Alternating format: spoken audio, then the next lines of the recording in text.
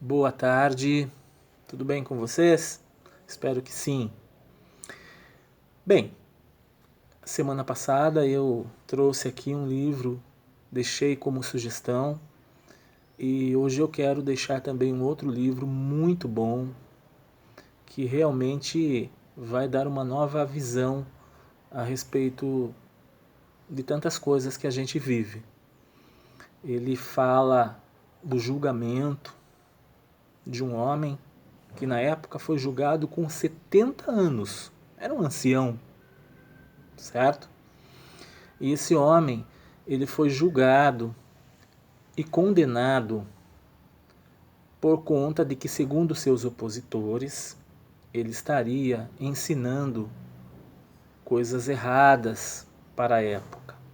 Ele era um homem que sabia argumentar muito bem, tinha o dom da palavra, e ele, então, recebeu essa acusação dizendo que, além de falar contra os deuses, também ele estava fazendo pesquisa sobre o céu e a terra, o que era proibido pelas leis atenienses.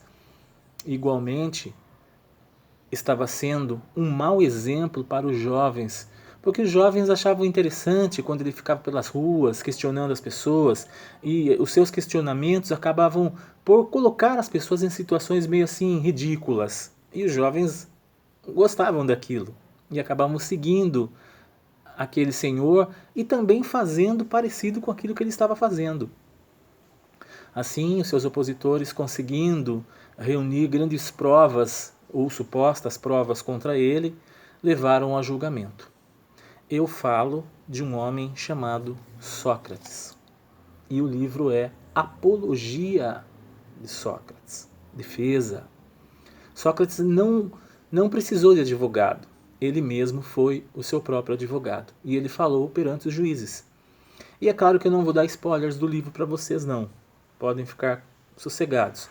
Mas dizer apenas uma coisa que eu achei muito interessante nesse livro é que Sócrates, com 70 anos, bastante lúcido, ele fala que o que o levou a agir dessa maneira não foi porque ele era um homem pedante, que ele se achava o conhecedor de todas as coisas.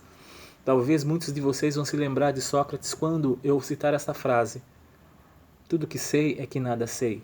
Essa frase teria sido dita por Sócrates quando ele ficou sabendo que o oráculo de Delfos, que era um local conhecidíssimo na época, onde reis, pessoas famosas, pessoas do povo iam até esse oráculo para saber a respeito das coisas do futuro, o que iria acontecer ou deixar de acontecer.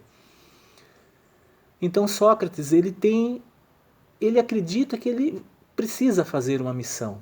E a missão dele é andar pelas ruas de Atenas, perguntando às pessoas, inquirindo as pessoas, indo atrás das pessoas, para tentar realmente verificar se ele era sábio. Porque ele dizia, não, eu não sou sábio. Então ele dizia no julgamento dele que ele foi atrás dos políticos, dos artistas, dos artesãos, e conversou com eles para tentar mostrar a esses políticos, artesãos e artistas que eles eram mais inteligentes que Sócrates. Mas quando ele conversou com os artistas, quando ele conversou com os artesãos, quando ele conversou com os políticos, ele descobriu algo que o espantou. Essas pessoas acreditavam que sabiam, mas não sabiam. E Sócrates dizia, agora eu preciso falar para elas que realmente elas não sabem. E isso causou muita inveja. Porque quem é a autoridade, quem é a pessoa que está num patamar elevado da sociedade, que tem diante de si um homem simples, com veste simples, a lhe dizer, você não sabe, você acha que é sábio, mas não é. Não deve ser fácil. Então aquelas pessoas se uniram, todos eles se uniram, colocaram Sócrates diante dos juízes. E assim Sócrates começou a fazer os seus argumentos. E a coisa andou.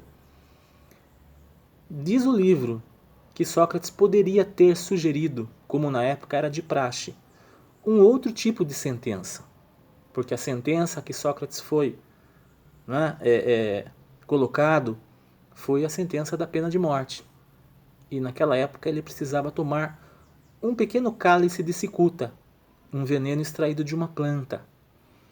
Sócrates poderia ter ali sugerido um banimento de Atenas, mas ele se manteve fiel aos seus princípios, aquilo que ele acreditava. Depois, o livro vai contando, ele, já nas suas últimas horas, pega aquele pequeno cálice, olha para seus amigos, sua esposa, seu filho, bebe, deita e morre. Sócrates não deixou nada escrito. Um homem de 70 anos que acreditou naquilo que ele falava e levou até o fim. E infelizmente ele realmente teve um fim trágico.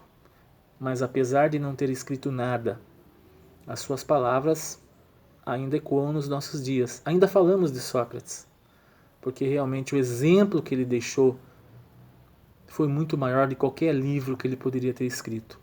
Aproveite para o seu crescimento pessoal. Leia Apologia de Sócrates. Até mais.